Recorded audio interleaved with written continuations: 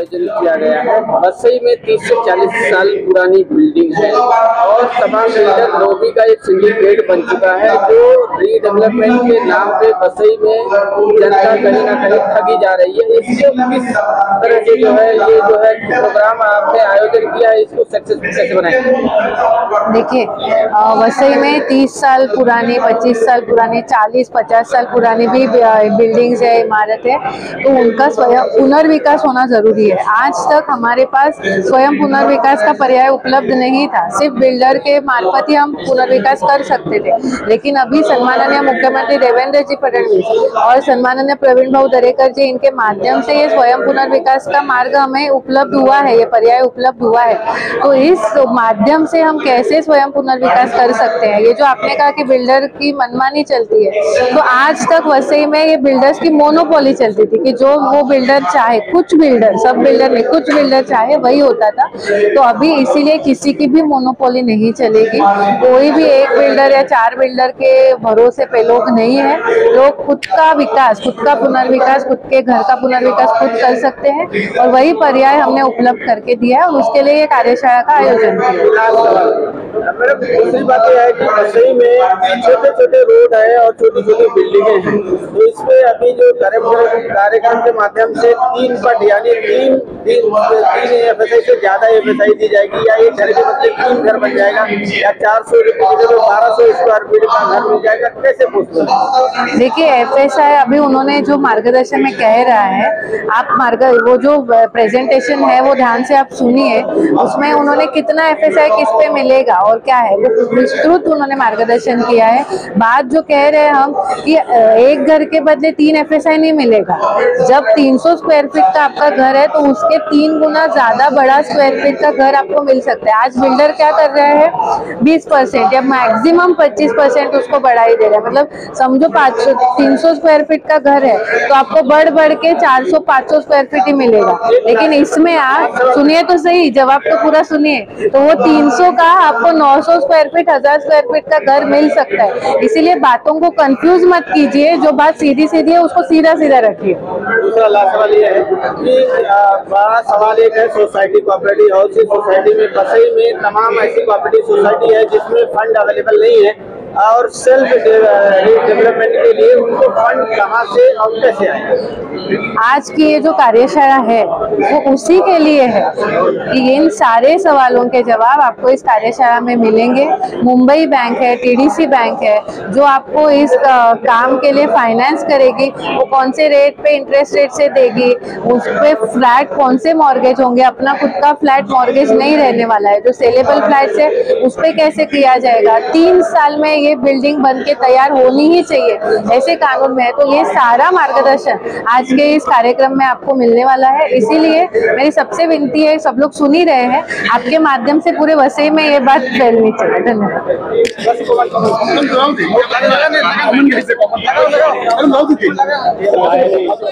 3 पट मोठं घर खरंच मिळू शकेल का, ह्या सगळ्या प्रश्नांची उत्तरं घेण्यासाठी आपण सगळेजण इथे जमलेलो आहोत, आणि आपल्याला मार्गदर्शन करण्यासाठी स्वतः प्रवीण भाऊ इकडे आलेले आहेत। आणि मला खात्री आहे की तुम्ही सगळेजण आज इथे एवढ्या मोठ्या संख्येने आलेला आहात।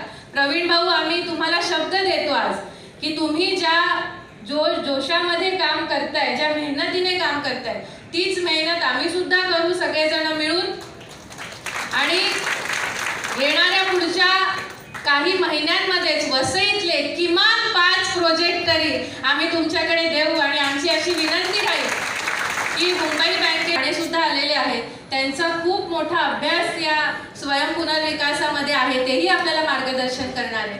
मी तुम्हाला सगळ्यांना विनंती करते की हा कुठचा जाहीर कार्यक्रम नाही, ही कार्यशाळा आहे। आपण इथे सर्वजण शिकायला आलेलो आहोत, त्यामुळे प्रवीण भाऊंचं मार्गदर्शन झाल्यानंतर आपल्याला विस्तृत असं प्रेझेंटेशन या LED स्क्रीनवरती आपल्याला देण्यासाठी आर्किटेक्ट सुद्धा आपल्याला आलेले आहेत, मोरे सर। तर मोरे सरांचं प्रेझेंटेशन झाल्यानंतर प्रश्नोत्तर पण होणार आहेत, तुम्हाला शंका ज्या असतात त्याचं सुद्धा निरसन केलं जाईल। तर कार्यक्रम संपेपर्यंत कृपया कोणीही हा हॉल सोडू नये, संपूर्ण कार्यक्रम बघायचा आहे, ऐकायचं। आज अनेक सवलती सरकारने दिल्या आहेत, अजून देणार आहे, परंतु आता काय झालं माहिती आहे, चोराला पळवाटा खूप माहित असतात. आता बिल्डर डेव्हलपमेंट मॉडेल घेऊन आले, डीएम मॉडेल नवीन, म्हणजे कोड घालायचा सेल्फ डेव्हलपमेंटचा आणि त्या ठिकाणी स्वतः स्वयंपुनर्विकासाच्या सवलतीचा लाभ घ्यायचा. त्यातही माझी शिफारस आहे की अशा बोगस बिल्डरवर FIR करून त्यांना आतमध्ये टाका. हे लोकांसाठी आहे, तुम्हाला पैसे कमवण्यासाठी नाही. इथे स्वयंपुनर्विकासाचा कायदा आहे, 3 वर्षात इमारत उभी करा. आपण मुंबईत झालेल्या 20च्या 20 इमारती 2.5 ते 3 वर्षात उभ्या राहिल्या आहेत. एकही इमारत 3 वर्षाच्या पुढे गेली नाही. हे स्वयंपुनर्विकास. एकही भाड्या थकलं नाही. सगळ्यांचं नियोजन याच्यात कसं आहे हे आमच्या हर्षद मोरे आणि जे टीम आले ते आपल्याला बारकाईनं या ठिकाणी सांगणार आहे. पैशाची व्यवस्था होते, आता मोठ्या प्रमाणावर मागणी होते, पण एक इंग्रजीत म्हण आहे, if there is a will there is a way. आपली इच्छाशक्ती प्रबळ असेल ना, प्रत्येक गोष्टीला मार्ग निघतो. मुंबई बँकेला मर्यादा आहेत. आमच्याकडे आता 1600 प्रस्ताव आले. मी माननीय मुख्यमंत्र्यांना बोललो, साहेब आता माझे धडधड व्हायला लागले, लोक खूप येत आहेत. बोलले काळजी करू नकोस. राज्य सहकारी बँकेला त्यांनी सांगितलं 1,500 कोटी रुपये राज्य सहकारी बँकेने दिले. केंद्रीय मंत्री आमचे सहकार मंत्री अमित भाई शाह जे सहकार मंत्री आहेत, ज्यांच्याकडे NCDC आहे म्हणजे नॅशनल कोऑपरेटिव्ह डेव्हलपमेंट कॉर्पोरेशन, जे सहकारी संस्थांना, राज्यातल्या सहकारी कारखान्यांना सरकारच्या थकमीवर पैसे देते, त्यांना मी विनंती केली. त्यांनी 1,000 कोटी रुपये सेल्फ डेव्हलपमेंटला त्या ठिकाणी मंजूर केले. पण त्याच्यात अट एक होती, कंसात अर्बन वगळून. म्हणजे सरकारी बाबू कसे हुशार असतात बघा. मी अमितभाई गोरेगावला आले, बोललो भेटलो. अमितभाई बोललो धन्यवाद, तुम्ही तर 1,000 कोटी मंजूर केलेत, पण तुमच्या अधिकाऱ्यांनी बरोबर बांबूने आम्हाला भूस लावलाय. आता अर्बन वगळून तर गावात काही इमारत बांधणार आहे का ग्रामीण भागात? जे पाय दाबायचं आणि सांगायचं पण. अरे बोलले ऐसा कैसा हो सकता है? बोलो हे उभं आहे देखो. ती अट आता काढली जाईल. पैशाची अजिबात अडचण नाही. मी ठाणे जिल्हा बँकेचं अभिनंदन करेन. मला वाटतं कोशिवले आलेत ना त्यांचे, हे काय तुम्हाला मी सारखी आठवण करतो, पण पैसे द्यायचे आणि त्यांनी नाही दिले. मुंबई बँक माझी MMRD रिजन साठी नोडल एजन्सी आहे, आपण काळजी करू नका, मी पैसे देईन.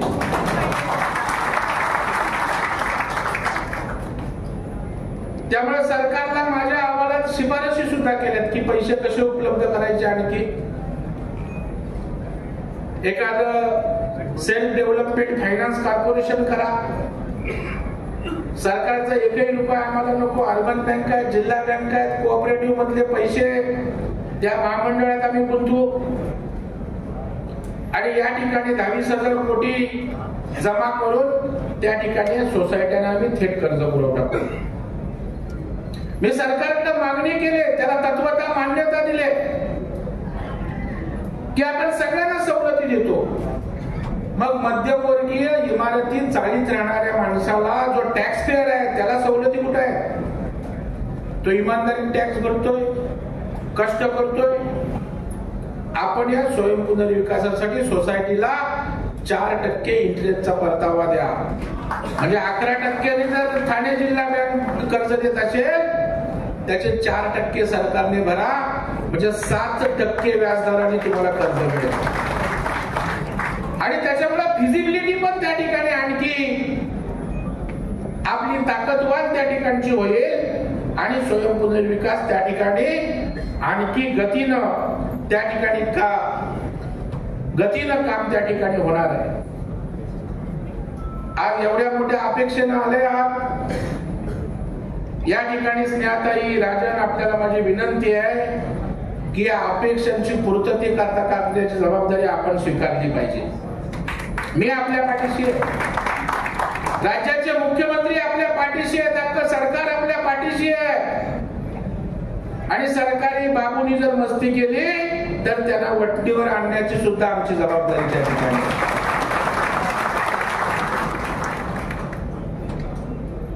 ठाणे जिल्हा बँक पैसे देईलच, परंतु पाहिजे तर एखादे 5 मॉडेल प्रोजेक्ट करा, त्याला पैसे सुद्धा मुंबई जिल्हा बँक आपल्याला त्या ठिकाणी देईल. कारण जेव्हा 5 इमारती उभ्या राहतील त्यावेळेला लोकांना विश्वास वाटेल की अरे हे होऊ शकतं. ठाणे जिल्हा बँक, राज्य बँक आम्ही कन्सोर्शियम करू, मुंबई जिल्हा बँक, ठाणे जिल्हा बँक आणि राज्य सरकारी बँक अशा एकत्रित आम्ही फायनान्स करू. जशी जशी गरज असेल, जास्त पैसे लागले तिघे एकत्रित करू, सिंगल लागले जसं की याने एका सोसायटीला 7 कोटी त्या ठिकाणी दिले, मला वाटतं निर्माण दर्शन सोसायटी. उद्या आणखी जास्त लागले राज्य सहकारी बँकेबरोबर कन्सोर्शियम ते करतील. पैशाची चिंता करायची नाही, फक्त आपल्यात एकमेकांवर विश्वास असला पाहिजे. आणि इथे विश्वास असणार, उलट बिल्डर असेल तर विश्वास नसतो. मग हळूच बोलतो, सेक्रेटरीने काहीतरी सेटिंग केली असेल, तो बोलणार चेअरमनने काहीतरी, पुढाऱ्यांनी काहीतरी बिल्डरला, आमदारांनी, नगरसेवकांनी. इथे स्कोपच नाही संशय घ्यायला, करणारा तुम्ही सगळं. त्याच्यामुळे एकमेकांवर विश्वास सुद्धा त्या ठिकाणी दृढ होणार आहे. आणि म्हणून या आपल्या सगळ्यांच्या हिताची अशा प्रकारची ही योजना त्या ठिकाणी आहे. आपल्याला माझी विनंती आहे की माझं भाषण संपल्यावर कुणी जाऊ नका, कारण खरं मार्गदर्शन, प्रेझेंटेशन मी खास टीम जी आणले ती या ठिकाणी स्क्रीनवर देणार आहे, की आणखी बारकावे काय काय आहेत ते त्या ठिकाणी सांगणार आहेत. सगळ्या तुम्हाला लागणारे सगळं सहकार्य आम्ही त्या ठिकाणी करू. परंतु या ठिकाणी आपण हे जन आंदोलन या ठिकाणी उभं राहिलंय ते आपल्याला पुढे न्यायचं आहे. कारण आज कष्टकरी, गावाकडून आलेली लोक, बाहेरून आलेली लोक आज मुंबईत जागा नाही म्हणून मीरा, भाईंदर, वसई, विरारकडे आले. आता याच्या पुढे कुठे जाणार ते? आणखी तलासरीच्या पुढे मग गुजरात मध्ये जायला लागेल आपल्याला. त्यामुळे इथला माणूस इथे राहिला पाहिजे, त्याला मोठं घर मिळालं पाहिजे. केवळ मराठी माणसाच्या हिताच्या बाता करून चालत नाही. त्या मराठी माणूस मुंबईतला का बाहेर जातोय याचा कधीच विचार तुम्ही केला नाही. तो आम्ही करतो, ते देवेंद्र फडणवीस साहेब करतायत. आणि त्यामुळे मला वाटतं या जन आंदोलनामध्ये आपण सारेजण सहभागी व्हा अशा प्रकारची विनंती करतो. स्नेहाताईंचं अभिनंदन करतो की हा कार्यक्रम त्यांनी राबवला. वसई विरारसाठी काही निर्णय सुद्धा गेल्या आठवड्यात मुख्यमंत्र्यांकडून घडवून आणले, जसं की जिल्हा परिषदेच्या शाळा, आरोग्य केंद्र हे आज महापालिकेत त्या ठिकाणी हस्तांतरित त्या ठिकाणी केलेली आहे. मग त्या ठिकाणी ओसी नसल्यानं पाणी मिळत नसल्याचा इश्यू सॉर्ट आउट केला आहे. अंतर्गत रस्त्यांचा रिंग रोड असेल, एसटीचा पीपी फ्लायओव्हर असेल, अभय योजना लागू करणं, अनेक निर्णय त्यांनी केले. त्याच्यामुळे त्यांचंही अभिनंदन या ठिकाणी करतो. आणि शेवटी कुणीतरी नेतृत्व करावं लागतं. आता हा विषय मी भाषण केलं, निघून गेलो, पुढं काय भाषण करू की नको? थांबा ना मध्येच, कुठं माझं संपलं की बोला. इथे का आपली प्रश्नोत्तरासाठी पण मी 10 मिनिटं देईन, मध्ये नका येईल. या अभ्यास गटाच्या पालघर जिल्ह्याची एक जबाबदारी सरकार आणि एक समन्वय यंत्रणा म्हणून त्याच्या प्रमुखपदी आपण स्नेहा दुबे पंडित यांची त्या ठिकाणी नेमणूक करतोय माननीय मुख्यमंत्र्यांच्या सांगण्यानुसार. आणि त्या सगळ्या महापालिकेशी समन्वय साधणं, सोसायटीला मार्गदर्शन करणं, जिल्हा बँकेकडून पतपुरवठा करणं, आणखी जे मार्गदर्शन, जी मदत लागेल ते त्यांच्या नेतृत्वाखाली या ठिकाणी होईल. आपण ताई आपल्या सोबत एक 4-5 जणांची टीम, त्याच्यामध्ये अधिकारी असेल, आर्किटेक्ट असेल, लिगलचे असतील, जेणेकरून हा विषय मुंबईत ज्या पद्धतीनं आज त्या ठिकाणी पुढे जातोय तसाच पालघर जिल्ह्यामध्ये या ठिकाणी जावा, त्यासाठी आपण काम करावं. मी आपल्या सोबत आहे. माननीय मुख्यमंत्री स्वतः या विषयाच्या पाठीशी आहेत आणि त्या ठिकाणी आपण वसईकरांना ज्या त्यांच्या अपेक्षा आहेत आज मला माहित आहे, मी बोललो वसईचे लोक आज डिस्टर्ब आहे. कधी इमारत तोडली, कधी पडायला आले तरी सीवनची नोटीस पाठवतात. कारण बिल्डर जरी त्यांचं साठवलं असतं, त्यांना घाई झालेली असते बिल्डिंग बांधायची. नाही बाहेर पडलं नाही पण गेलं तर बोलणार बघा तुम्ही खाली नाही केली. अशा या सगळ्यावरचा उतारा म्हणजे स्वयंपुनर्विकास या ठिकाणी आहे. आपण सगळ्यांनी समजून घ्या. जिथे जिथे मदत मार्गदर्शन लागेल ते आपण करू. माझी सहकार खात्याचे अधिकारी आले असतील, DDR आमचे डेप्युटी, त्यांना विनंती आहे की ठाण्याच्या DDRनी मांडेनी एक स्वयंपुनर्विकासाचा कक्ष मार्गदर्शन करण्यासाठी त्या ठिकाणी नेमण्याचं ठाण्यात जाहीर केलंय. आपणही एक टेबल या विषयासंदर्भाचा यांना सगळ्यांना मार्गदर्शन करण्यासाठी त्या ठिकाणी करावा अशी अपेक्षा व्यक्त करतो. स्नेहाताई आपल्या कार्यालयात, राजन आपल्या कार्यालयात, आपले 2 कार्यकर्ते या विषयासाठी त्या ठिकाणी ठेवा. म्हणजे लोकांना जे जे प्रश्न आहेत, त्यांना जी जी मदत, जे जे मार्गदर्शन पाहिजे ते आपल्या माध्यमातून होईल. कारण शेवटी आपण आमदार खासदार कोणी झालो आणि जर लोकांचे प्रश्न सुटले नाही तर त्यांना आपल्या आमदार होण्याचं, मंत्री होण्याचं काही सोयीसुद्धा नसतं. आपलं पद, आपली पद ही लोकांसाठी जेव्हा उपयोगात येते त्याच वेळेला त्या पदाची गरिमा त्या ठिकाणी वाढत असते. आणि म्हणून आपण या पदाच्या माध्यमातून वसईतल्या हाऊसिंग सेक्टर मधल्या या जनतेला न्याय द्यावा अशा प्रकारची अपेक्षा व्यक्त करतो. कारण या ठिकाणी आपल्याला आमदार इथल्या जनतेनं निवडून दिलाय. राजन नाईकना नाला सोपाऱ्याला दिलाय. असणाऱ्या प्रस्थापितांच्या विरोधात जाऊन भारतीय जनता पार्टी देवेंद्रजी आणि मोदी साहेबांवर विश्वास ठेवलाय. त्या विश्वासाला पात्र ठरण्याचं काम माझे सहकारी आणि आमच्या भाजपचे सारे पदाधिकारी, आमच्या जिल्हाध्यक्ष आहेत प्रज्ञा पाटील ताई, तुम्ही या विषयात काम करा. सगळ्यांनी या ठिकाणी सर्वसामान्य जनतेला न्याय द्यावा अशा प्रकारची अपेक्षा व्यक्त करतो. आणि 5 इमारतीचं भूमिपूजन महिनाभरात झालं पाहिजे. मला आपण त्या ठिकाणी बोलवा, मी त्या ठिकाणी येईल आणि आपण एक काम सुरू करू. आणि इमारत पूर्ण झाली की देवेंद्रजींना आणण्याची जबाबदारी मी स्वीकारतो.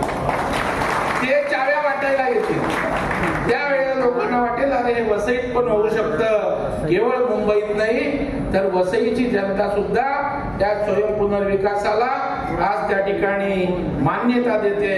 अशा पद्धतीनं आपण या ठिकाणी काम करावं अशी मी आपल्याला विनंती करतो. मी पहिला एवढ्यासाठी बोललो की मी जनरली 1-2 तास थांबतो, आपल्याशी संवाद साधतो. परंतु वर्षावर माननीय मुख्यमंत्र्यांबरोबर आमची बैठक आहे म्हणून मी ट्रेन पकडून आता त्या ठिकाणी जाणार आहे. तरी एक 5-10 मिनिटात जर प्रमुख काही सवाल असतील तर त्या ठिकाणी आपण करावे. सवाल हे फक्त स्वयंपुनर्विकासाशी संबंधित पाहिजे. मी जे सांगितले ते रिपीट परत ते विचारू नका. याविषयी काही जर शंका असेल तर 2-4 प्रश्नांची उत्तर मी देईन. आणि त्यानंतर हर्षद मोरे प्रेझेंटेशन केल्यानंतर 1 तास, अर्धा ते 1 तास तुमच्या शेवटच्या प्रश्नाचं समाधान होईपर्यंत थांबतील. थांबा ना हर्षद, थांबतील. जिल्हा बँकेचे अधिकारी ते सर्व मंडळी थांबतील. आपणही सगळ्यांनी थांबावं अशा प्रकारची अपेक्षा व्यक्त करतो. आणि आपण जो अभूतपूर्व प्रतिसाद दिला त्याबद्दल हाऊसिंगच्या सर्व प्रतिनिधींचं मी मनापासून अभिनंदन करतो, आभार व्यक्त करतो. आणि स्नेहाताईंनी पुढाकार घेतला त्याबद्दल आपल्या सगळ्यांच्या वतीनं त्यांना खूप खूप धन्यवाद देतो, त्यांचं अभिनंदन करतो. जय हिंद, जय महाराष्ट्र. त्या प्रोसिजर मध्ये नाही ठीक आहे, मला विषय तुमचा मला कन्व्हेन्स राहून गेला.